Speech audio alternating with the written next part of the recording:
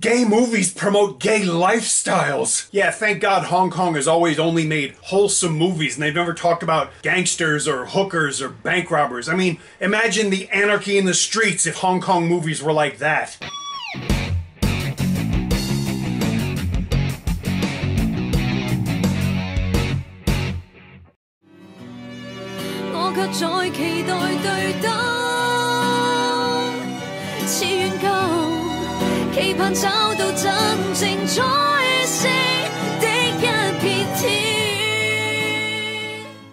Hi, welcome to the Silver Spleen. My name is Quentin Crisp, and this is my review of Tracey. Hong Kong cinema has a wider palette than a lot of people seem to realize. It's not all, gangsters and hookers and hopping vampires. There aren't a lot of movies made about gay people here, but there are some. It's a tough sell in Hong Kong, unfortunately. This is the city, after all, where a tycoon named Cecil offered 500 million Hong Kong dollars to any man who could marry his lesbian daughter, who had already married a woman in France. But let's get back to the 21st century. Shall we, Cecil? Tracey is co-written by film critic Shu Kei. Not that Shu Kei, the other one. He directed 1997's A Queer Story, which he also co-wrote. Tracey is the directorial debut of Jun Lee, who recently starred in Simon Chung's I Miss You When I See You. Tracey is also the first film in which veteran character actor Philip Kung Ho Man is given a lead role. He plays a man who comes to a reckoning after the death of one of his friends. His wife is played by Kara Hui, and his two children by Jennifer Yu and Siu Hin. Two of his old friends are played by Eric Cotman Fai and Ben Yeung. Whatever you might think about this movie and or its subject, the cast are almost uniformly stellar. Ben Yeung won the Best Supporting Actor award at the Golden Horse Awards in Taiwan because of his performance in Tracey, and he absolutely deserves it. Put it like this, the only problem you might have with Philip Kung's performance is that he's surrounded by so many other people who are giving really strong, fantastic performances. That's not to say he isn't doing it too. It's just everybody is good, so it's that much harder to kind of rise above. It's rare that I get to see so much good acting in a single movie, and I enjoyed it. I've known a good number of gay people in my life, but I can't really speak to how true or realistic Tracey is for them, and that's not my place anyway. But I can definitely say that a lot of the other stuff in this movie is disturbingly, hilariously real. Kara Hui's character, Anne, does a marvelous job of showing us how some people in Asia's world city are not just very comfortable being racist, homophobic garbage, but can't understand why anyone would think otherwise or,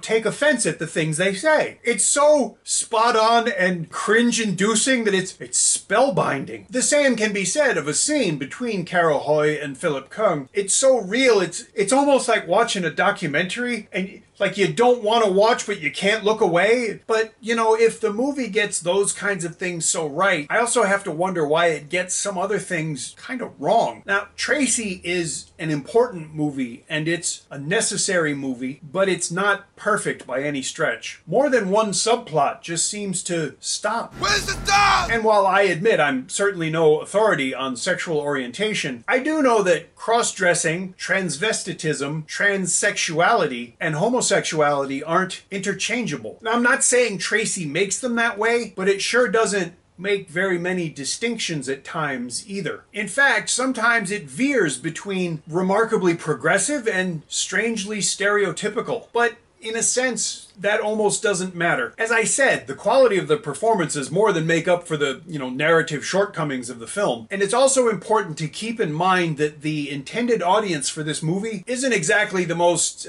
progressive, open-minded society. I took this picture in a DVD shop about 10 years ago.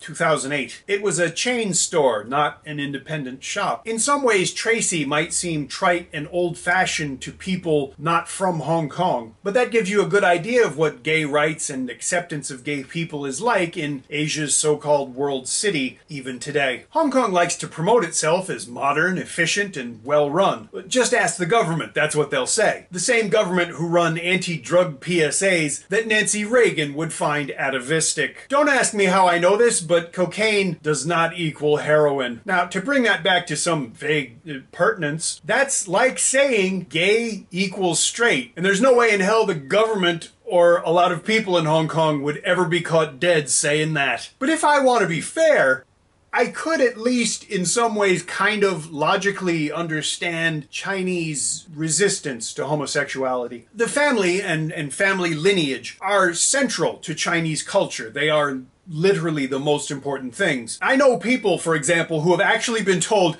well, get married and have kids, and then you can be as gay as you want by their parents. That's special, but it's somehow less offensive to me than Jesus says it's wrong. Hong Kong has a long way to go if it really wants to be Asia's world city. And for better or worse, Tracey is at least a step in that direction. So if you get a chance to see Tracey, I think you should support it just because it is an interesting, important film, and I'm hoping that it gets people to talk, because let's face it, we all know, I mean, you look at things like Beijing Opera, which figures in the film, and a lot of other stuff, it's not as though homosexuality doesn't have a history in China, it's just that not talking about homosexuality has a history in China that's at least like 2 hours longer.